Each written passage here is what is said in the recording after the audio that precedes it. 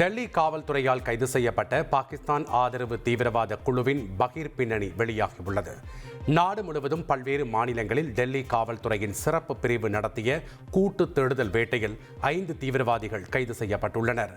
ஜார்க்கண்ட் மாநிலம் ராஞ்சியைச் சேர்ந்த ஆஷார் டானிஷ் தான் இந்த கும்பலின் முக்கிய மூளையாக செயல்பட்டதும் தெரிய வந்துள்ளது.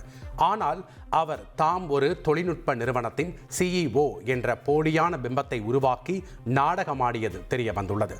அவருடன் மும்பையைச் சேர்ந்த சொஃபியான் அபு பக்கர் கான் மற்றும் அஃப்தாப் அன்சாரி, தெலங்கானாவின் நிசாமாபாத்திலிருந்து ஹுசைஃபா யுமன், மத்திய பிரதேசத்தின் ராஜ்கரிலிருந்து கம்ரான் குரேஷி என்ற ஒருவரும் கைது செய்யப்பட்டுள்ளனர். அவர்களிடமிருந்து IED வெடிப்பொருட்களை தயாரிக்க பயன்படுத்தக்கூடிய உபகரணங்கள், ஆயுதங்கள், தோட்டாக்கள் உள்ளிட்டவை பறிமுதல் செய்யப்பட்டுள்ளன. கைது செய்யப்பட்ட 5 பேரும் 20 முதல் 26 வயதுக்குட்பட்ட இளைஞர்கள் என்றும், முதலில் இவர்கள் கிலாபத் முறையில் இயக்கம் ஒன்றை உருவாக்க வேண்டும் என்று பாகிஸ்தானைச் சேர்ந்த நபரால் கட்டளை பிறப்பிக்கப்பட்டதாகவும், லஸ்கர் என்ற ஒரு குழுவை அவர்கள் வைத்திருந்ததும் தெரிய வந்துள்ளது.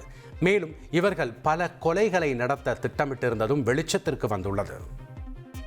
வாக்கு திருட்டு தொடர்பான ஆதாரத்தை நிச்சயம் வெளியிட இருப்பதாக மக்களவை எதிர்க்கட்சித் தலைவர் ராகுல் காந்தி தெரிவித்துள்ளார். உத்தரப்பிரதேச மாநிலம் ரேபரேலியில் செய்தியாளர்களிடம் பேசிய ராகுல் காந்தி, வாக்கு திருடனே அரியணையை விட்டு வெளியேறு என்ற முழக்கம் நாடு முழுவதும் காட்டுத்தீ போல் பரவி வருவதாக தெரிவித்தார். வாக்குகளை திருடி அரசாங்கம் அமைக்கப்படுவது உண்மை என்று குறிப்பிட்ட ராகுல் காந்தி, வாக்கு திருட்டு என்ற ஹைட்ரஜன் குண்டு வரப்போகிறது, அதன் பிறகு எல்லாம் தெளிவாகும் என்று கூறினார். இனி செல்லும் இடமெல்லாம் செய்தி.